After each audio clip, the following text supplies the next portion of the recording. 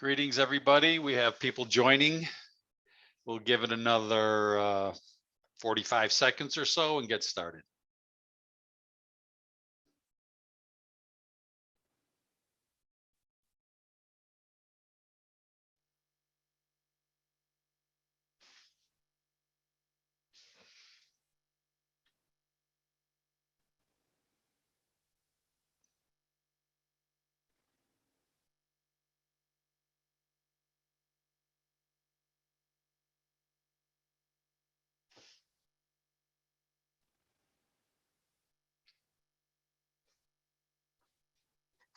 Okay. Good day, everyone, from the Illinois SBDC International Trade Center in Chicago. We are located within the Women's Business Development Center, located right on Michigan Avenue, downtown Chicago. And welcome to our monthly webinar, and welcome back to the folks that join us every month. This month, we're going to talk about culture, and specifically culture and doing business in Northeast Asia, the countries of China, Korea, and Japan. And we've got a great guest speaker today, and we'll go about an hour, and we'll stay on afterwards for questions. You know, I was in the private sector for a long time and traveled to these countries numerous times. I don't know, probably 50 or 60 times each, really, over 25 or 30 years. And people ask me about doing business in these countries, you know. And the main thing I could say is culture is important. Pay attention to culture. There's a lot of, you can always bring a product manager or somebody that can talk about widgets to a country, but the ability to navigate cultures is what can set you apart. The ability to be culturally fluent can set you apart from your competition. So that's why our topic today, I think, is really interesting and helpful, and everybody, even myself, can pick up tips. So as I said, we're located at the Women's Business Development Center. We're in Chicago, and the WBDC is a very well-known, well-established nonprofit there to promote economic development with women and support women's business ownership and strengthen the impact of women on the economy. I manage the International Trade Center within the WBDC. And the takeaway here is realize that the ITC is your exporting resource. We can help you with a lot of different things, connecting you with experts, advising you on strategy. Some of the things we can do is we'll talk about whether your business is ready to export or not. We can talk about and develop an export plan. I spend a lot of time with clients on channels and market strategies, which countries, which channels, how to structure your channel in a particular market. We can do research reports for you to figure out what countries do we go, where do I start, right? We can connect you with people who know about shipping and logistics and payments and banks. We can talk about credit insurance. Again, we're your resource, we're your gateway. So look at it that way. Whether it's a one-off question or, hey, I'm really ready to start this export journey, feel free to reach out to me at the International Trade Center, and I'll have my contact info later. So there's me. I've been doing this a long time. Been part of the international trade community in Chicago for a long time. If anybody can locate the guy there in the picture, let me know. I'd like to get him back, actually. And we go from there. So what do we do at the ITC? In general, the process is, you know, we'll talk to you at the beginning about, you know, what's your proposition? What's your differentiator? I want to understand your business. We'll assess if you're ready. We want to leverage off your US business. Typically, it's difficult to start a business overseas, right? So get up and running here in the US, have the resources available to devote to exporting, and then let's talk and see how we can grow your business. Again, strategy, planning, research, help you with target countries. We'll connect you with either the department, the Illinois people at the Office of Trade and Investment who can help you with finding overseas partners, or the US Commercial Service who can help you with overseas partners and provide introductions to people, right? Once those potential pool of partners are put together, let's sort through it. Who's the best fit? How can you select? How can you evaluate? Help you on your negotiations as you get your business up and running. And again, help you with your team of experts. We've got a lot of people that we know about that are connected in terms of banking and logistics and legal issues and compliance that we can connect you with. So again, whether it's a one-off or the journey, let us know. So I'm part of the Illinois Global Network, and the state of Illinois has offices around the world. These are people I can connect you with and help you navigate the system and the process with them. So I think if you see on the bottom, a robust international trade network, that, again, that's where we can help you. I can connect you with the SBA, the Commercial Service, EXIM, the state of Illinois, and how to work with these people to promote your exports, right? So international, it's what I've done. It's hard work, but it's, you know what, it's interesting too. It's interesting and it's rewarding. So I'll send everybody at the end, everybody who signed on to today, I'll send you the slides. You'll have my email. Feel free to reach out and we'll set up a time to talk. So let's talk about today's webinar. Again, doing business and culture in Northeast Asia. The assumption today is that an understanding of foreign culture is important for your international business success. That's a premise, that's a given, right? It's a really broad subject. And so we'll talk today about a framework for comparing cultures, for thinking about culture. And then we'll talk specifically about the cultural aspects of China, Japan, and Korea. And the purpose here is just to help you navigate the terrain of foreign culture. And whether you're a tourist or you're a business person, and as things are opening up and trade shows are opening up and in-person business is opening up, it's exciting that you may have the opportunity to go to these places. And you know what, with a little knowledge by today, you're going to be more effective. Your business, you're going to have a more positive experience, and your business is going to have a better chance of succeeding if you know a little bit about the culture. Amelia Linodarkis is our expert today, and Amelia did a session like this on European culture last year. It went over quite well, and it was really just full of tons of information. So we invited her back to talk about Asia. She knows what she's talking about. She advises on these topics as a consultant and teaches at a local university as well. So we'll go about an hour on this roughly.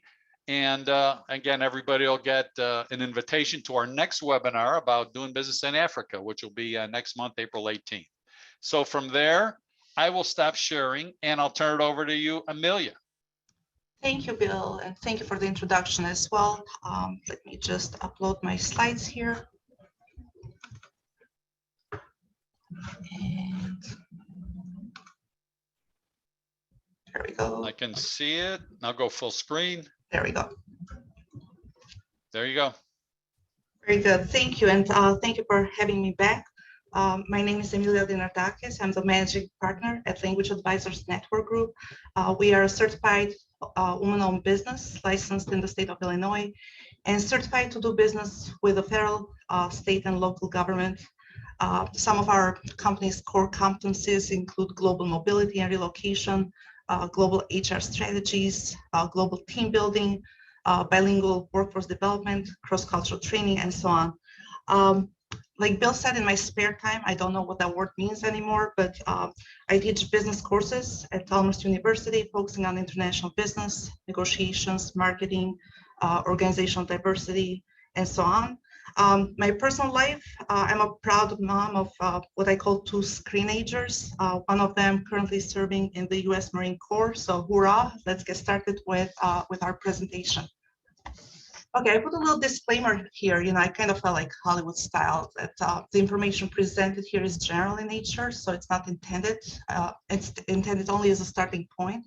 The using of this kind of information that you're getting here, it's a particular preference for each individual. So when you work with foreign cultures, make sure you stay away from stereotyping, and we're going to talk about perception and consumption. So just to be open-minded as we go through the presentation. So some of the agenda topics are defining culture. What is culture? My favorite topic when we talk about cultures is trust. We're going to talk about Hofstede's 6 cultural dimensions, the high context versus low context cultures, and then we're going to dive into the topic of discovering Japan, China, and South Korea. So let's start with what is culture. The word culture itself comes from Latin, cultus, means to care. We see it in different words like cultivate or agriculture. And then we take it a step further. What is cultural intelligence? So we all have heard about IQ, EQ, and now we have CQ. So what is cultural intelligence? Cultural intelligence refers to the ability to recognize and adapt to cultural differences that we have as humans. People with higher CQ, are regarded as better able to successfully blend into any environment. So they tend to use more effective business practices than those with lower cultural intelligence. There are 4 capabilities involved in cultural intelligence. The first one is the CQ drive. So what drives us? What drives our curiosity, our interest? The CQ knowledge. So this is the knowledge about your values, norms, languages.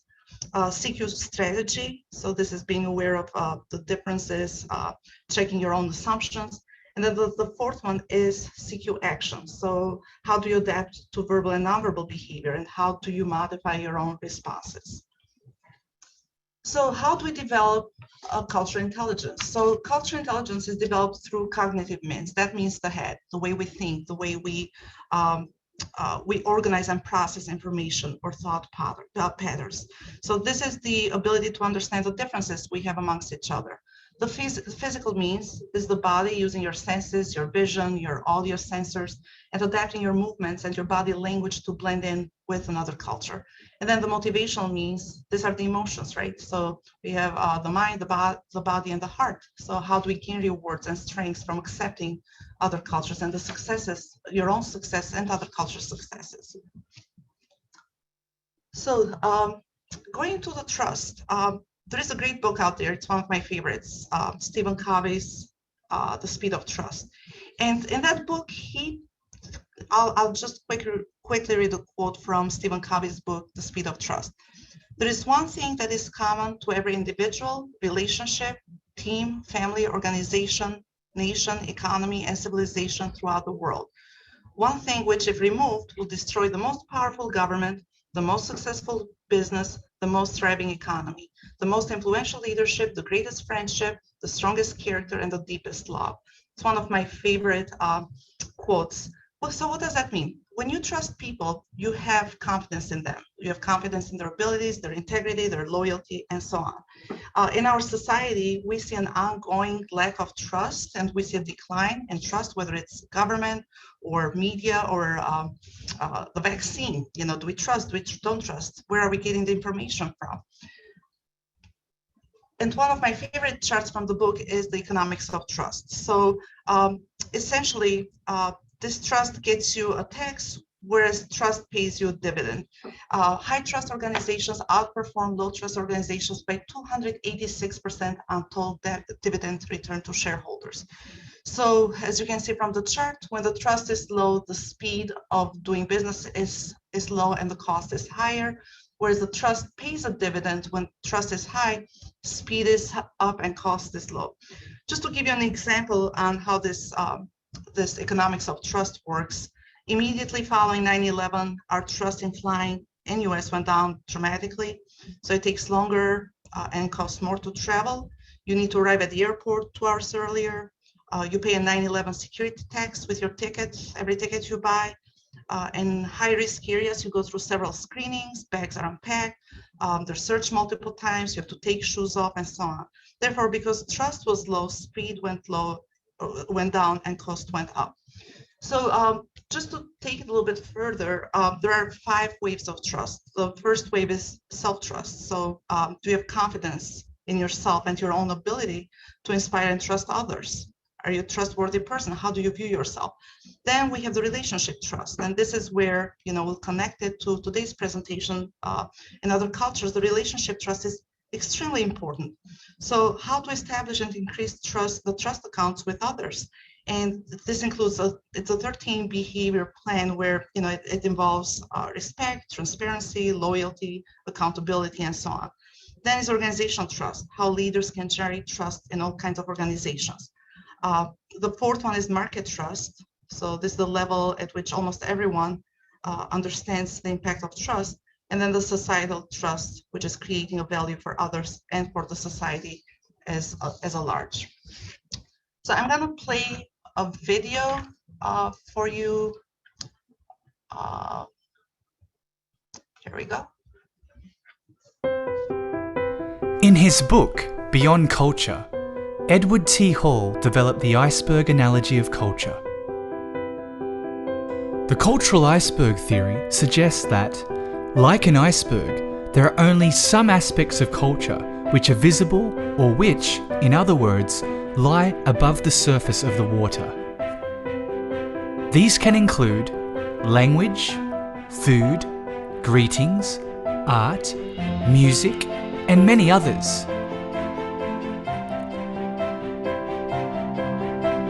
These are the explicit manifestations of culture. They are easy to see, taste, or hear. But according to Hall's theory, these are only the tip of the iceberg. The majority of culture, like an iceberg, lies beneath the surface. These aspects are not immediately visible. They can include worldview, religion, spiritual beliefs, decision-making models, power relationships, respect for authority, concepts of time, and many others.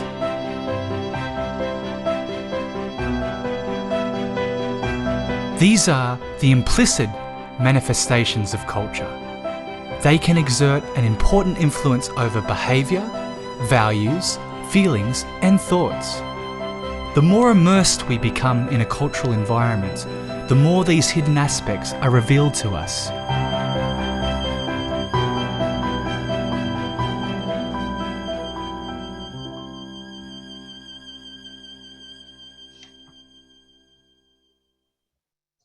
Great. Let's see.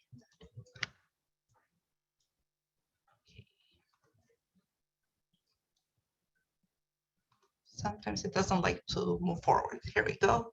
Let me bring your attention to this picture. What do you see in this picture? You see a face, you see the eye, the eyes are framed with glasses that kind of spiral away. The profile of the nose leading down to the mouth. The expression seems to be thoughtful or serious. Okay, there's a black background that allows you to see the features clearly.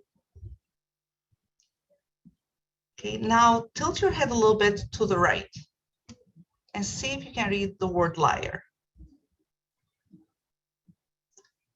So this is what we all know to be an optical illusion. So optical illusions, they involve ambiguous images that force the brain to make decisions that tell us about how we perceive things. And again, perception is unique to every person. Some results from the process happens in the cortex area. Others originate in the retina. And there's a quote out there that says, we don't see things as they are, we see them as we are. So every time we open our mouth to describe the world, we're actually describing ourselves and our own point of reference. So perception itself is formed based on our own conscious or unconscious biases.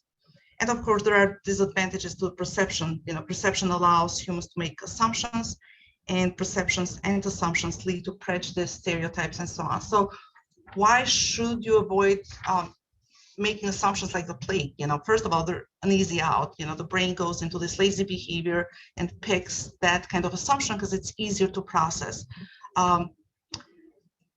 Another reason that I can give you is, you don't learn if you don't make progress. So you somehow it keeps you stuck in the past, and they allow you to foster that negative mindset of perception about something or someone.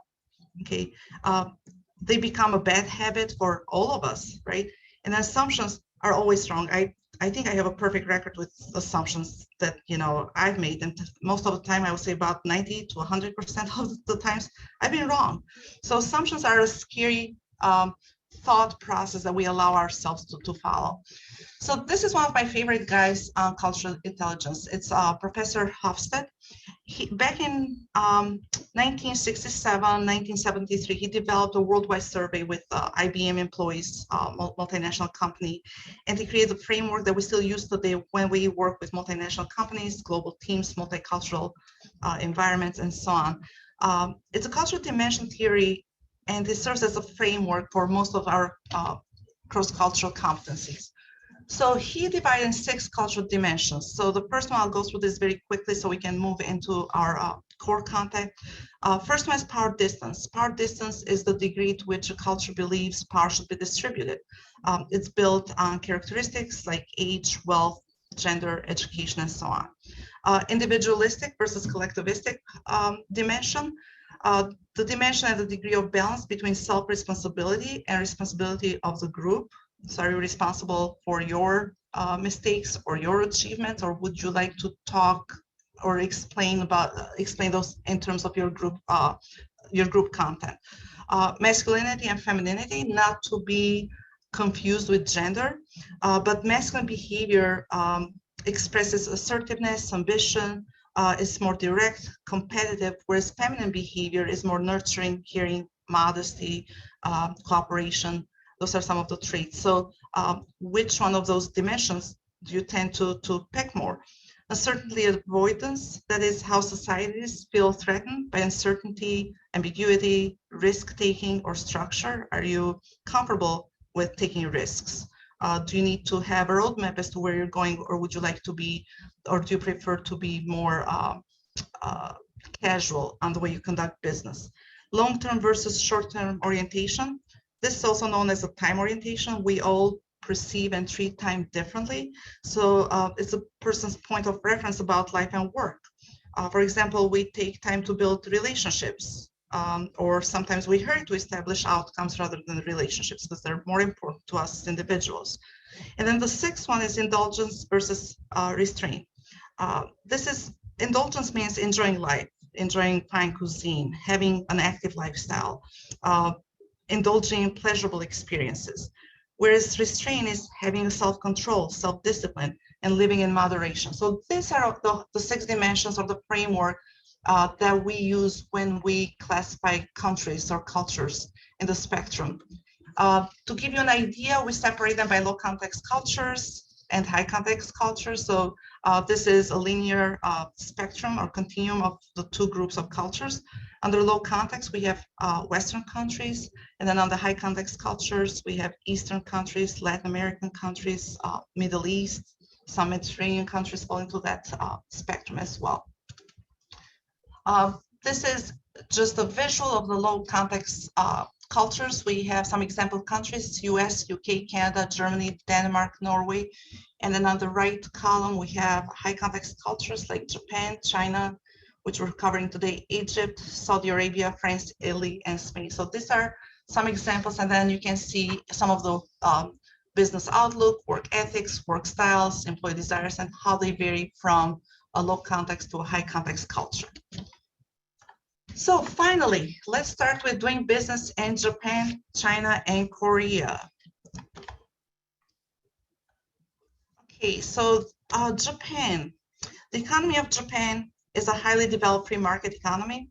It's the 3rd largest in the world and the 4th largest in purchasing power parity. Japan is a member of both G7 and G20, so great country to cover today. It belongs to various trade organizations such as APEC, WTO, IMF, World Bank, and so on. Let's look at a little bit of a country overview. Population is 126.8 million inhabitants. The official language is Japanese, which is one of the most complex written systems in the world.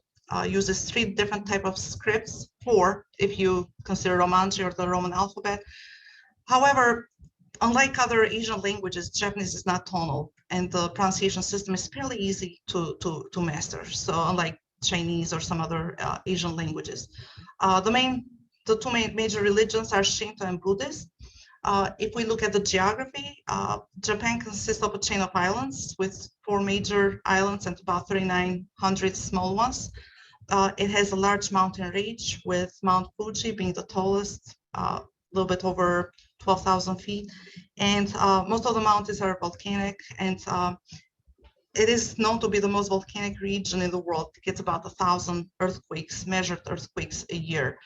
The climate is warm in the south and colder in the north. A July average temperature is 83 in the south, about 73 in the north. Climate is moderate most of the year, but the winters can be cold, except in Kyushu and Okinawa. Those are probably the warmest winters. History. I'm going to spend some time in history because history is very important to Asian countries. They hold a lot of pride in their past, and their past dictates their current state and the future. So looking at the pre-20th century, the early settlers in Japan were fishermen and hunters. They migrated from Korea to Siberia. And the Shintos have been there since the prehistoric times. By the 6th century, Buddhism was introduced from China. 9th century, we have Japan's emperors. They began to devote more time and attention to government affairs. And there is a new power and the rise, the samurai power, also known as the warrior class, who willingly grabbed the arms to defend the kingdom's autonomy. Then starting in late 1100 to 1300, we see the feudal rule. So we have the Kamakura period that saw several invasion attempts from Mongol armies. The Muromachi period, they suffered from a weak leadership, and then Japan slipped into civil war and chaos. Then we have the Manayama period, and that's when the Christian century started to be introduced in Japan between 1543 and 1640. Now, during that time, Japan saw a quick spread of Christianity, which was tolerated at first, and then it was squashed. It was not very popular. And then the last feudal period was the Tokugawa period. So Tokugawa was a clan, a Japanese dynasty that ruled Japan as shoguns from 1603 to 1876. And the dynasty led Japan into a period of national seclusion. Japanese people were forbidden to travel overseas or trade abroad, and foreigners were placed under strict supervision. Fast forward to modern history, by the end of the 19th century, the Tokugawa government had grown into a stagnant and corrupt ruling. In 1868, the shogun Tokugawa resigned, and Japan created a Western-style government and constitution. It beat China and Russia in the Sino-Japanese War and the Russo-Japanese War. And during that time, we see a rising tide of nationalism that was quickened by the World Economic Depression of the 1930s. 1931, Japan invades Manchuria and entered into full-scale hostilities against China in 1937. In 1940, it signed a triple pact with Germany and Italy and launched itself in World War II with a surprise attack on Pearl Harbor on December 7, 1941. At first, it scored rapid success, but then by August of 1949, with the declaration of war by the Soviet Union and the release of the atomic bombs in Hiroshima and Nagasaki, they announced unconditional surrender. Japan was occupied by US forces until 1952. Who aimed to demilitarize the country and dismantle the power of the emperors. We see a recovery program that enabled the economy to expand quickly, and Japan became the world's most successful export economy, dominating industries like electronics, robotics, computing, car production, and banking. So why is this all important? Well, we're talking about doing business in Japan. So without the history, we cannot talk about where they currently are. Let's talk a little bit about the basics of doing business. And we usually start this conversation with the exchange of business cards, right? We talk about first impression and how do we deal with foreign businesses. So if you're doing business in Japan, you want to start a meeting by exchanging your business card. Make sure you handle the card carefully, read it, don't just shove it in your pocket, do not shove it in your purse. You gotta make sure you read it. Make sure you read both sides. They tend to put an English translation of the business card on the opposite side. Make sure you offer and accept the business cards with both hands, and then you place them carefully at the table in front of you. Handshakes are, for Japanese people, are common with foreigners. Japanese are very comfortable shaking hands. Make sure you don't give too firm of a handshake. They're kind of uncomfortable with that. Language is very important, and the way you communicate with Japanese person is very important. Tone and conduct during the meetings should be very formal. Make sure you sit up straight, don't cross your legs, be aware of your body language. Conversation patterns, often they tend to be often formal with outsiders and more frank with insiders. It's considered rude to interrupt, and that's something taught from an early age. You have to wait till the other is finished before you talk. They tend to avoid direct negation. So instead of saying no, they'll say, I'll think about it. Or they might say it's difficult or I don't know. So if you hear any of those phrases, they're saying no in a polite way. Business entertainment. So recent economic downturn has changed the business entertainment practices. The amount of after-hours social events has decreased due to salaries, kind of like what's going on in America as well. But more internationalized companies follow Western business entertainment styles. Japanese people might or may invite you as a guest in a very indirect way. Maybe they'll be asking you if you have plans this evening. So that's usually considered an invitation. It's considered rude to refuse an invitation. So also something that comes in mind, always accept a drink, because most of the times, even if you don't drink alcohol, accept a soft drink or a tea. And again, the purpose for that is for toasting purposes rather than, social drinking. Business meetings, they're systematically organized, and, I'll go quickly over the three types of meetings. There is the official or kaigi meeting, general meeting, and preliminary meeting. In the official meeting, the purpose of the official meeting is to share information, confirm decisions that have already been made. Details have already been made in private, so it's rare for people to exchange opinions or discuss or debate issues. Meetings are scheduled at precise time with a minute-by-minute agenda. Agenda sometimes has to be approved by higher ranks. And also be aware of the selection of the attendees. Selection of attendees has to be carefully considered and again approved. The second type of meeting, the general meetings, are held amongst departments or smaller group members. And the purpose for general meetings is to share information and confirm everyone is on the same page. So they're a little bit less formal, they're open to discussion, but no debate. And then the third one, the preliminary brainstorming meetings, those are less formal. There are about 2 to 6 people, and the purpose is to collect information, ideas. The atmosphere is more casual, and people are more open to conversation and discussions. So when we look at the interaction style in Japan, process management is fluid in Japan. That means being punctual is highly valued. Japanese people, they follow predetermined schedules and deadlines. They work for the group without considering their own time and its value. And they believe that relationships are the most important factor for a strong society. There is a sense of loyalty built on mutual trust, and they're very indirect and avoid confrontation, losing face. The use of silence is an example of their indirect communication, or communication style. So it carries a different meaning according to the context, so don't be fooled by silence. They prefer factual information in their business communication, especially with the outsiders, without showing their emotions. And showing emotions a lot of times can be perceived as being rude. However, they might be more expressive within their own group. Their business space is quite formal in language and dress and decorum. It's important to address people by their titles, use formal manners.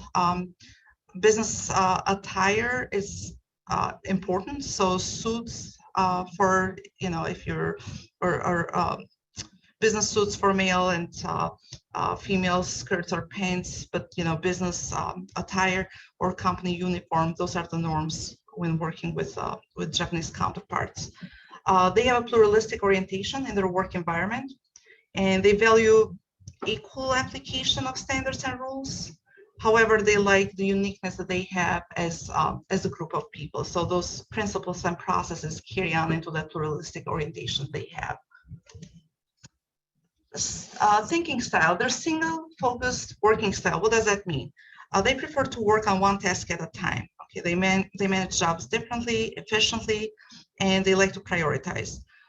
In the current age of connectivity, they're adjusting the work on multiple projects to resemble that of the Western style. They're capable of making short-term goals, as well as they're becoming very future-oriented. with that outlook to make long-term goals. In general, there is a great respect for history, and what has worked well in the past serves as a model for current business practices.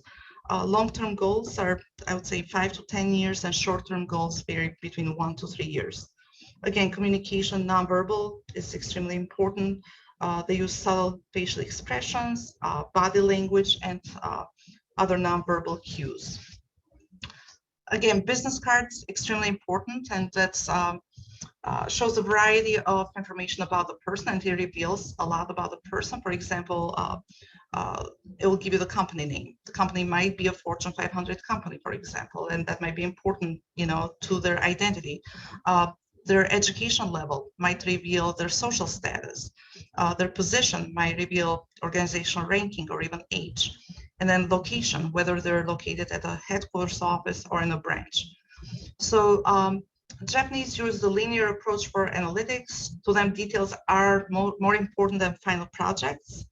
And they study data, they look at patterns, they look at trends with as much precision as they can in order to address any possible weaknesses or weak points. Okay. Japanese display a constrained orientation with emphasis on harmony and collaborative social relationships. Employees do not feel a sense of empowerment. They prefer to be given a task and come to discussion by consensus. You probably have heard of the term Ringi or Ringi Show, which is a system to disperse the accountability within the organization so that no single individual be responsible if any issues arise. So not one, the poll doesn't go to one person, so to speak. Japanese tend to display a public orientation. They like open space offices with open layout, and they believe that the workspace is regarded as public and it belongs to the larger group rather than to them as individuals. Workers often communicate and collaborate with each other. However, physical contact, such as patting on the shoulder or putting your arm around someone else's shoulder, is generally avoided. They're very uncomfortable with that. Hierarchy is highly important. They show preference for hierarchy, social ranking, position, etc. And age also represents a person's social status. They speak formally and politely with superiors. They're unlikely to contradict someone who's higher in power. And they believe that everyone has a social responsibility to support the good of the group. There are collectivistic societies, so they embrace a collectivistic decision. They consider the company as a family, and you know, I love the analogy. So if you provide me with financial stability, in return, I'll show you loyalty and devotion. So that's the mentality that they practice, and that's the relationship they have with employers. Competitiveness. They don't believe in competitiveness. They think that a person should not act competitive and should not brag about achievements. The social norm is expressed in Japanese proverb, the nail that sticks will be pounded down. Unlike the US version, you know, the squeaky wheel gets the oil. They have the opposite belief on that. And Japanese people prefer organized and structured systems and processes, and that's how they see order. So whether you're interacting, managing, hiring, or negotiating in Japan, big decisions are made by upper management. Team collaboration is essential. The Kaizen method, all managers and team members work together to improve performance and quality. It's important to them. Time management, deadlines are very strict and non-negotiable. Schedules are very detailed. They spend as much time as needed to accomplish a job perfectly by deadline. And perfection is the first priority for most Japanese people. No distinction between private time versus working hours. And the person, they view that fact that the person who can sacrifice their private time and family life for the job is regarded as a good moral example. So we're moving into China, and we're moving kind of slow. China, or People's Republic of China, that's another country that has a developing market-oriented economy, and that's dominated by state-owned enterprises, mixed ownership enterprises, open to foreign businesses, And the system itself is described as social market economy. So you have the state-owned enterprises account for over 60% of China's market capitalization. And if we look at that in terms of GDP, China ranks in number 2 for the second largest global economy. And that's preceded by US and followed by Japan, Germany, and India. Belongs again to trade organizations like WTO, BRICS, APEC, G20, and other trade organizations. So area is about 3.7 million square miles, and population is the third largest country in the world. So like you can see from the map, it has a great physical diversity. Population is 1.35 billion, close to 1.4 billion.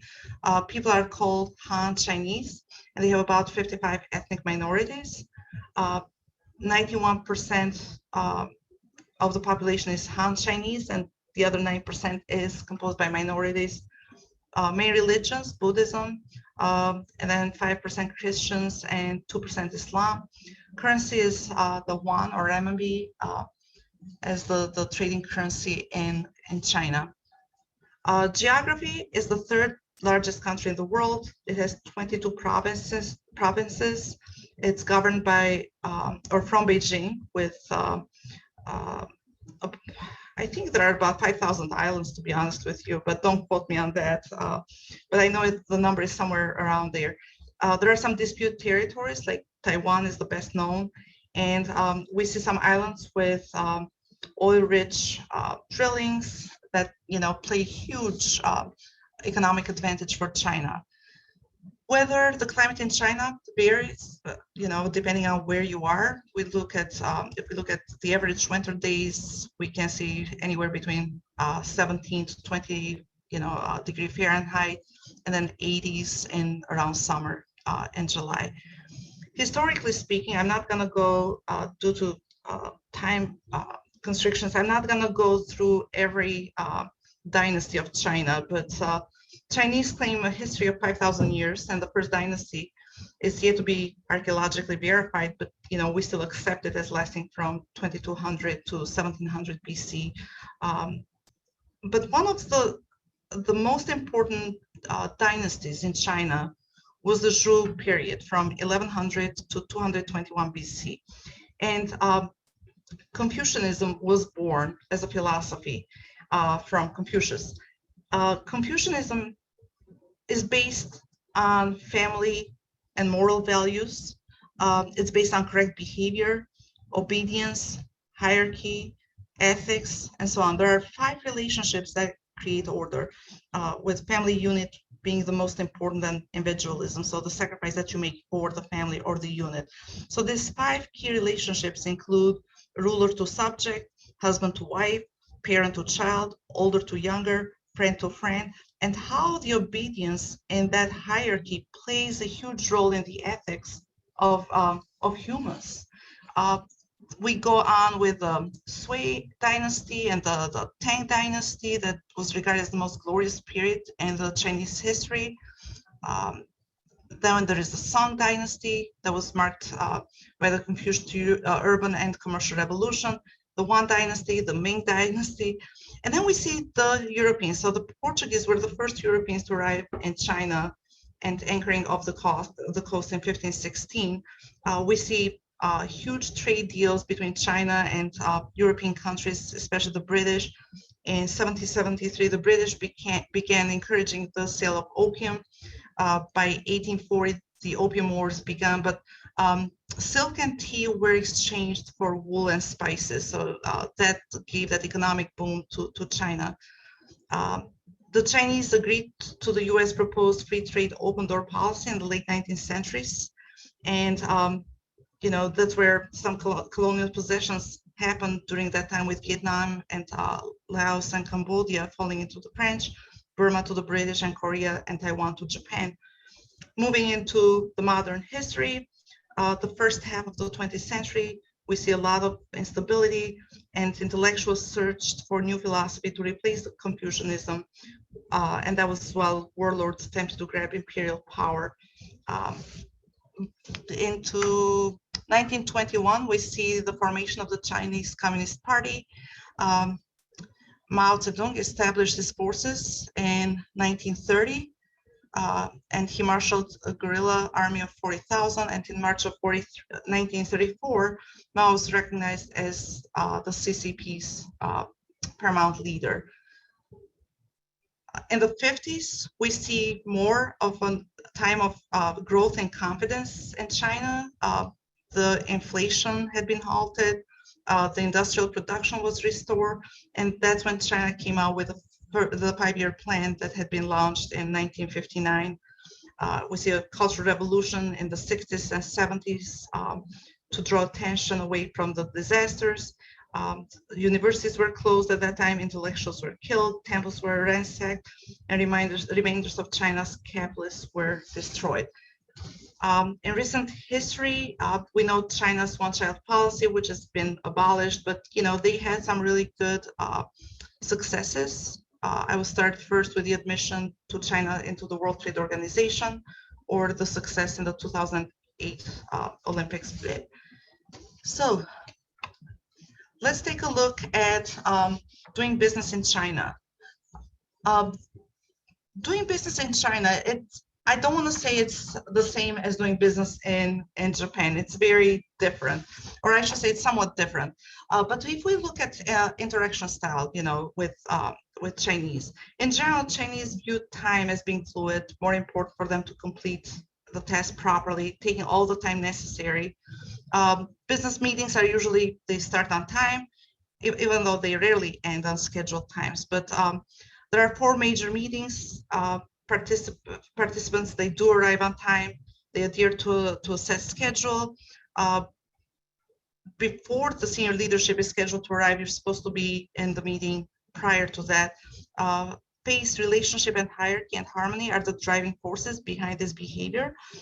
There is a term called guanxi, and I'm sure some of you are familiar with that. But the Chinese culture emphasizes relationship overall, and guanxi is the network or the relationship between parties, which is extremely important if you want to operate effectively in China. Who you know and how well you know is very important, and that determines the speed of the transactions, especially when you work with state-owned operations. Chinese people tend to spend a lot of time socializing before getting down to business. Guanxi and Maiyanzi, which is face saving, are based on reciprocity of favors between people. So they play a big role in how business is done in China. Doing favors for the people with whom they want to be a relationship is a very common practice, even though in some countries that can be seen as an unethical practice. But for example, a Western business person who forms a relationship and even friends with Chinese counterparts will likely find that they can receive better prices and products without any negotiation or contract renewal. So pretty much is who you know. Chinese prefer to deal with things behind the scenes. Very often meetings are just formalities. Most of the decisions are made somewhere else before or after the meeting. The way Chinese people say no is very indirect. So they might say something like, it's not convenient, instead of no. But then at the same time, similarly, Chinese business people often say yes, even when they don't agree. So just be mindful of the yeses and nos. They prefer to communicate with analysis, facts, statistics, rather than emotions or tone. People are encouraged to not express strong emotions. So many business people read from a written script when they do a presentation in a monotone, expressionless way. That's part of their business style. And in business setting, it's correct to address Chinese person by their title and their last name, such as Mr. Li, Director Wang, General Manager Ma. In formal meetings, hierarchy is followed. So starting with the most senior, it's usually the best practice. Chinese often, they change the rules to fit their own situation, and in general, total fairness may not be the central concern in the business or in society. Chinese managers often punish and reward employees somewhat arbitrarily, so there is no right or wrong when it comes to that. So thinking style, Chinese speak into 2 or more phones at the same time. That's normal. So they're great multitaskers. In many business meetings, it's common for them to interrupt, often without an apology. However, it's bad to interrupt a senior. So hierarchy, again, plays a major role. Chinese tend to look to history for guidance and lessons learned. So that's why I spend so much time on the history. They view historical precedents as a way to providing us a safety net or to minimize risk. And they do respect their ancestors, or the emphasis on history and embracing Confucian teachings. They all reflect the Chinese past orientation. So many Chinese business people in manufacturing operations do not adopt many Western practices because they have operated without them in the past successfully. So they say, hey, we've always done it this way. Why should we change it now? When the Chinese communicate in general, there are hidden meanings on what they say. So they're very obscure in the meaning itself. Silence is used extensively in communicating with them. And they tend to use questions instead of statements to bring up a point. So they can say, how does this company price their product? Instead of saying, I believe this pricing is too high. So they're very indirect, and they make statements with questions. They prefer to know where and how things are developed, analyze situations, test different alternatives prior to coming to a conclusion. And we've heard of Feng Shui, which is a traditional practice which claims to use energy forces to harmonize individuals with their surrounding environment.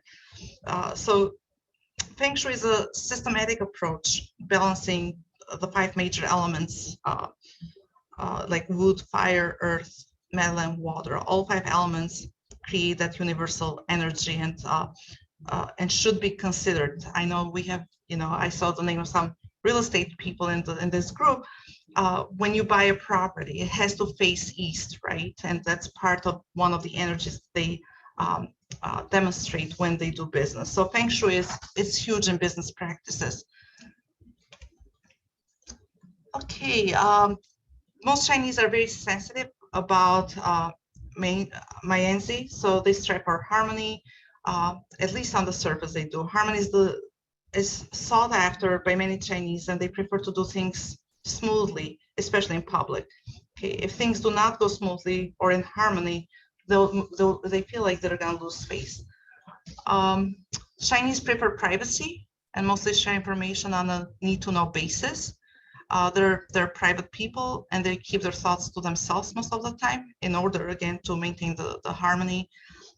Hierarchy, again, comes from Confucius' teaching about hierarchy, and they have prevailed throughout the dynasties and all the regimes.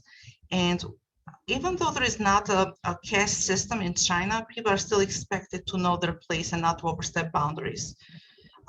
They prefer work, a collectivistic work environment, and they feel threatened if they're singled out, or they have fear of being singled out, especially when something goes wrong and they feel like the blame falls on them. Family also plays a role, and very often, what's considered good for the family goes beyond the individual. So there is a trend toward individualism nowadays, especially moving from the one-child policy, where they're becoming less collectivistic and more individualistic. But most Chinese are competitive. They work hard to win. And even though Chinese behaviors may appear to reflect a more cooperative stance and so on. So let's see, we're gonna move into Korea. And let me just, here we go. South Korea. So we're going to look at the southern part of the peninsula. It's an East nation on the south half of the Korean peninsula. It shares one of the world's most militarized borders with North Korea. Country ranks as number 10th largest in the world, with a GDP of $1.6 trillion. There are 9 provinces, 51.5 million inhabitants. Language is Korean. And capital is Seoul. Korea's political system, you have executive power held by the president, elected by popular vote for a 5-year term. There is judicial power with the Constitutional Court of South Korea with 6 high courts, 13 district courts, and legislature, which is the parliament with 273 seats for a 4-year term. Some of the highlights from Korea is corruption is considered as moderate and it has decreased over the years. However, there is a lot of bribery with policies and contracts. There is improper solicitation, and the GATT Act holds companies accountable for their employees' actions. If we look at the economic environment, is the 4th largest economy in Asia and the 5th largest export economy in the world.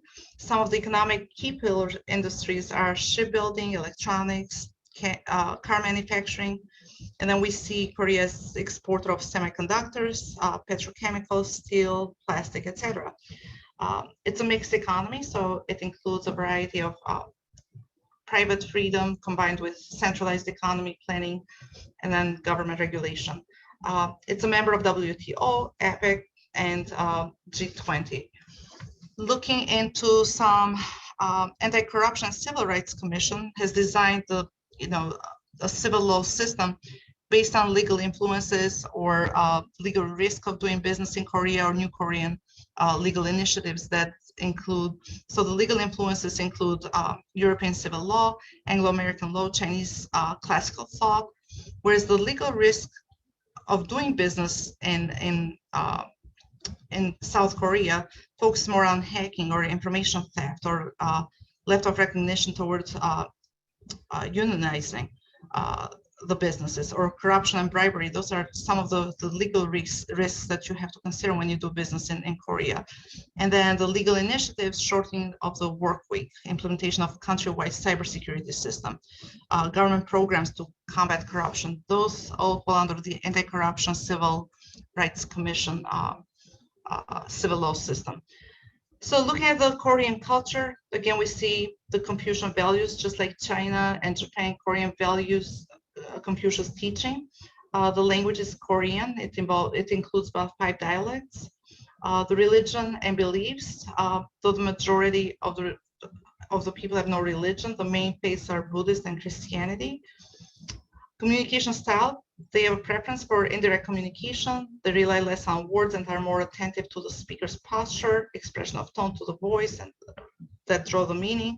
And then speech can be ambiguous, as they often understate their point when they speak. So when some business guidelines would be greetings, again, just like China and Japan, handshakes, give a business card, meetings must have an appointment and you must be prompt.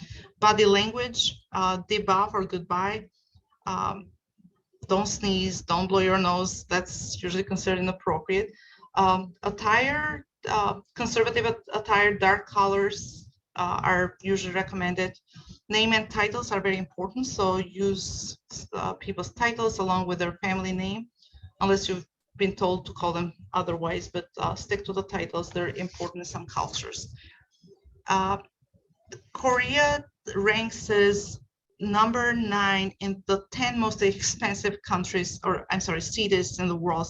Seoul is the most expensive, the 10th most expensive city in the world. So there is a cute meme you can find out there with how much a cup of Starbucks coffee costs in Korea, and they will give you an idea. If we're looking at personal relationships, just like in China and in Japan, Korean business culture is firmly grounded in respectful rapport. And in order to establish this, it's essential that you have the right introduction and approach to the company. So again, if you know someone to make that first introduction, that's extremely important. Structure and hierarchy in the Korean companies. So there is a vertical structure or social structure based on age and social status. Respect for authority is essential. And then decision-making in South Korea will follow formal procedure in which senior approval is necessary. Prior appointments are recommended. Punctuality is highly recommended. Don't make eye contact for any lengthy time. It makes them feel uncomfortable. And then the working relationship in Korea is built in responsibility. So trust is very important. Trust someone who's responsible. Age, right? Trust someone who is older than you, expects that they're older, they're wiser. And then personal ties. So kind of like your the reputation. And I'll wrap it up with this chart that I have. I know I went a little bit fast on Korea, but this is one of my favorite charts. So this map, I'll just read, preparing to face your counterpart. The map below sorts nationalities according to confrontational and emotionally expressive, how expressive they are. Although negotiators often believe that the two characteristics go hand in hand, that's not always the case. So you can see this chart goes like from emotionally expressive on top to emotionally inexpressive, and from confrontational to people who avoid confrontation. So if we look at Japan here, Japan and Korea, they're in the emotionally inexpressive and avoid confrontation spectrum.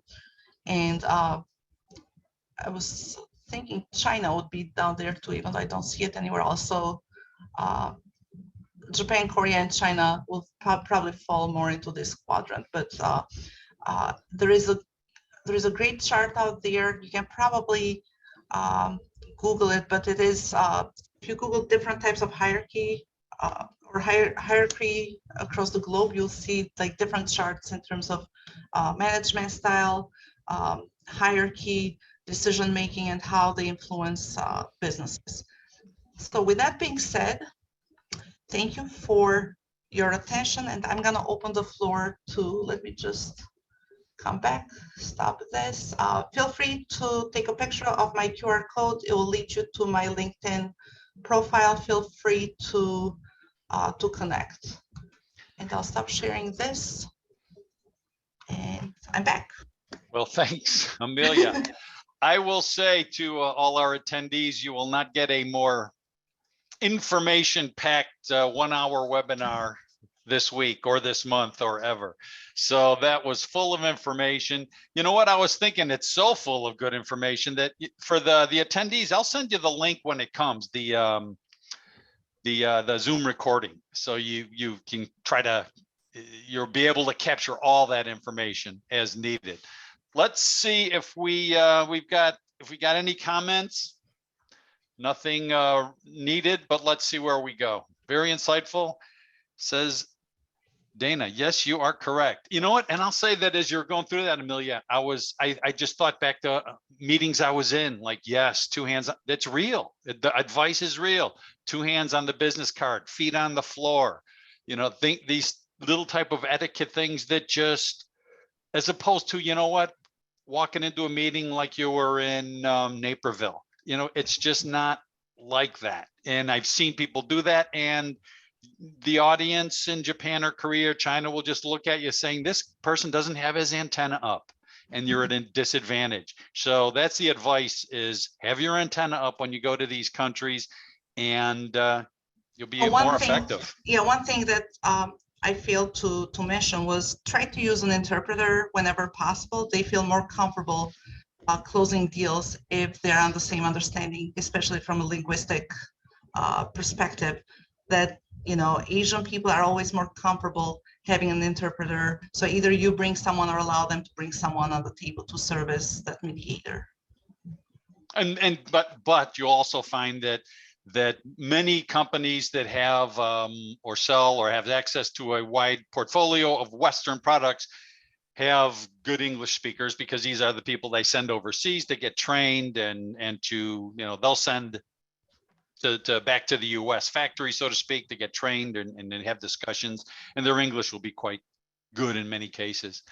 You know what, I see a question, what's a starter product for each country? You know, it's just too general to talk about. There are, you've got to sort of figure that out yourself. I will say that these countries are very amenable to American products, very open to American products. I will say that if they make the product in their country, it's going to be more difficult. So if you can find something that's unique into those countries, you're going to have a better opportunity. I always say I need another 2 hours for this kind of presentations. You know what? You're right. We could have gone on and on and on. There's Lauro from the state of Illinois. His information's in the chat. His responsibility is Asia Pacific, and Laurel's got, he's the person that connects with the Illinois offices in Tokyo and in China. You know what? I think that'll about do it. Amelia, go have a long cold glass of water. Well done. And I always feel like I'm in steroids when I do this presentation. really good, great info. And again, for somebody I've lived it, you're right on target. So I appreciate your info. Thanks everybody for attending. Thank you, everyone. I can see everybody hung in for the whole event. So obviously it was interesting to many. So we go from there. Thanks everybody. Thanks, Bill. Thanks, everyone. Well done. Bye.